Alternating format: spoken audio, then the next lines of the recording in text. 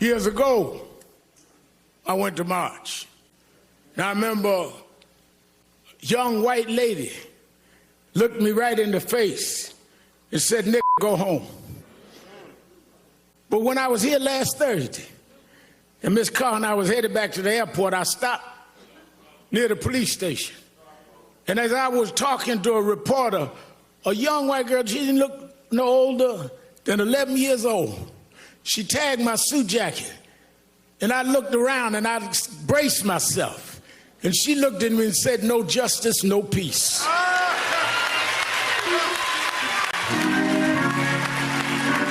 It's a different time.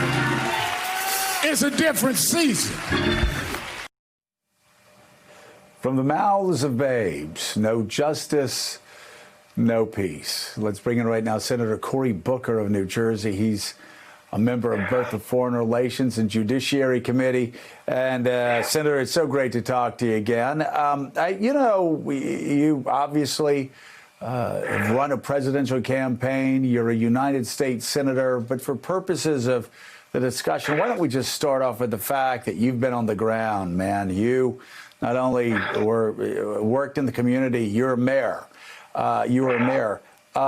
Talk about how all of this, how good policing, good community relations starts on the ground like you did it in Newark. Well, I think it's all about connection to the community. And we found out through our experiences in Newark, the more you could establish those connections and that trust, the more people know the police officers. They come from the community, they reflect the community, the better it is, not just for police community relations, but actually keeping folks safe.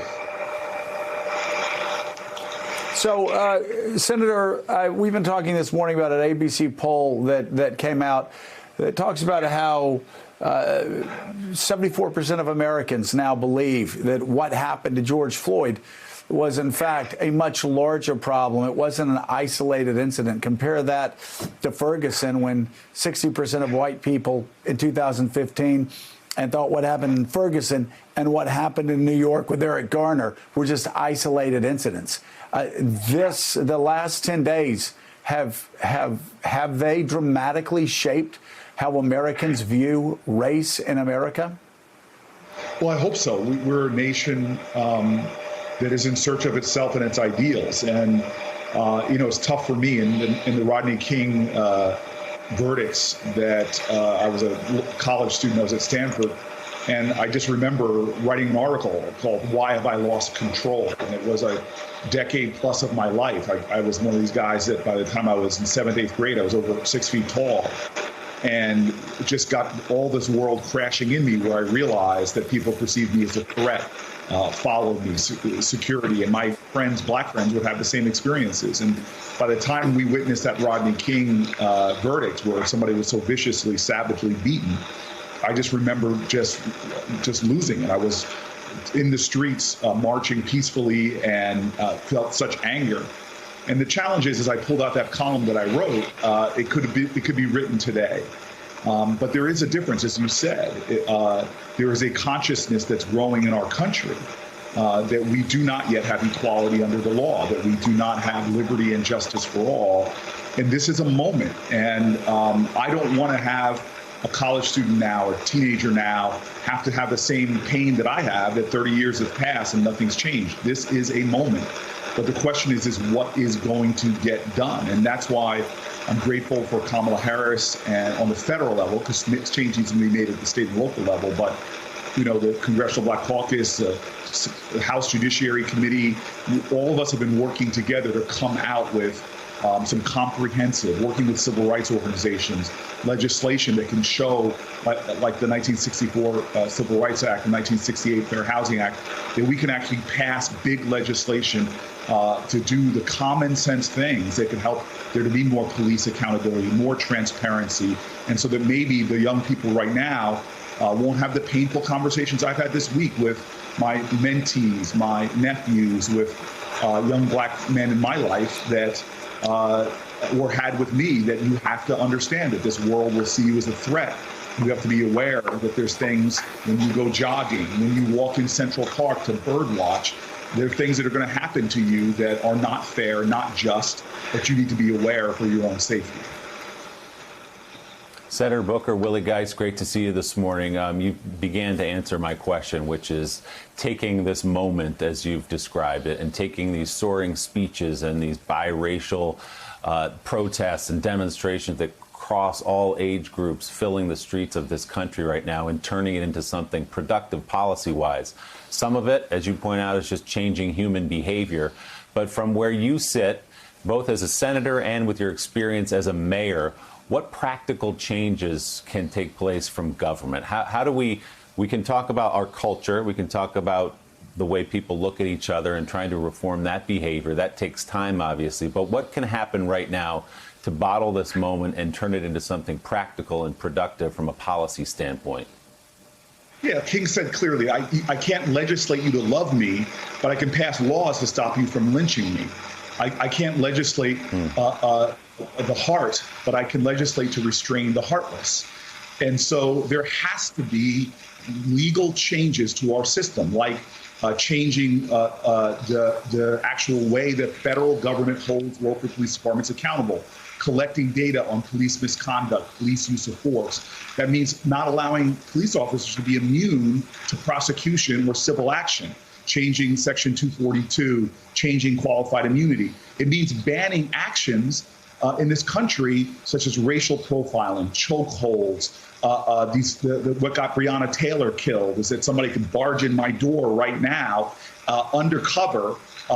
You're damn right I'm going to get up and fight if that happens. And so these are the kind of practices that have led to the death, injury, assault on black bodies for a long time. And so we think there's a specific a number of a bucket of laws that people have been fighting for. As a member of the CDC, they've been fighting for it long before I got to Congress, long before I was a mayor. These are things that are long struggled for, that now is the time to bring them to fruition.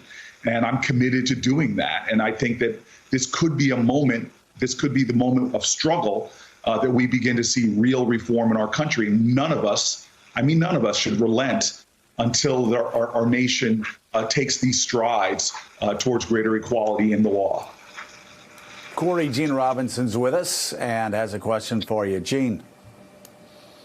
Senator, just I want to drill down on just practical, specific things. I mean, can even with this Congress and this degree of dysfunction in the federal government, could we not just agree to ban chokeholds or kneeling on the neck of a suspect? Some of these sort of egregious use of force questions, couldn't some of those get solved now with the country clearly saying let's do something?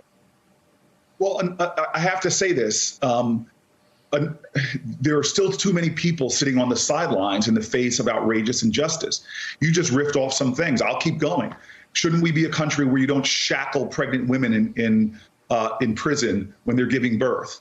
Shouldn't we be a country when psychological professionals have concluded solitary confinement for children does permanent psychological damage, does harm to the psyche? Other countries call it torture, what we do in our prisons.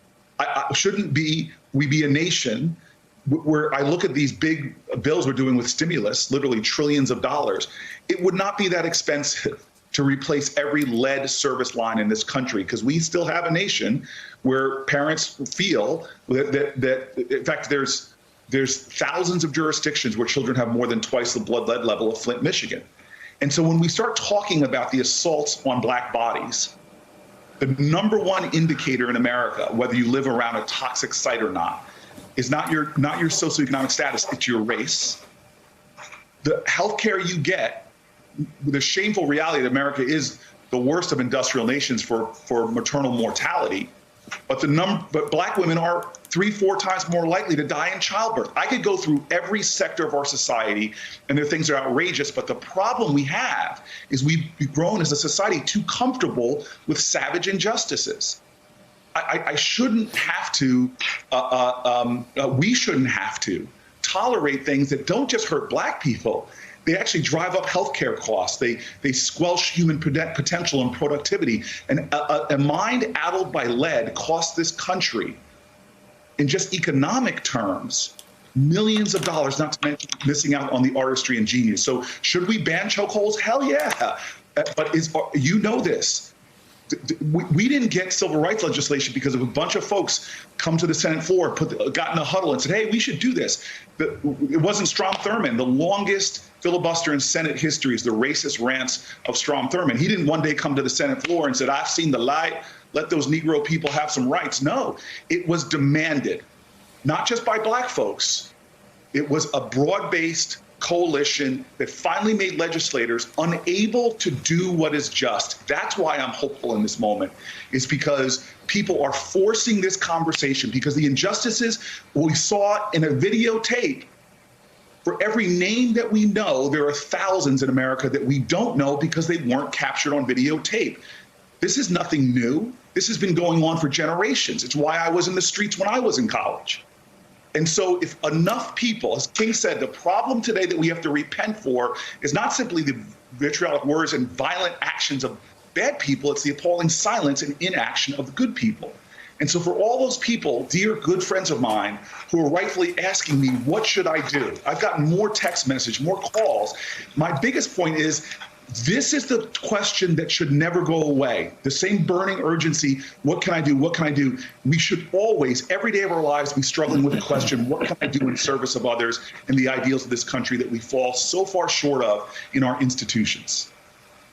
All right. Senator Cory Booker, as always, thank you so much for being with us today. We greatly appreciate you coming here and adding your voice. It's badly needed. Thank you. Thank you. Thanks for checking out MSNBC on YouTube, and make sure you subscribe to stay up to date on the day's biggest stories. And you can click on any of the videos around us to watch more from Morning Joe and MSNBC. Thanks so much for watching.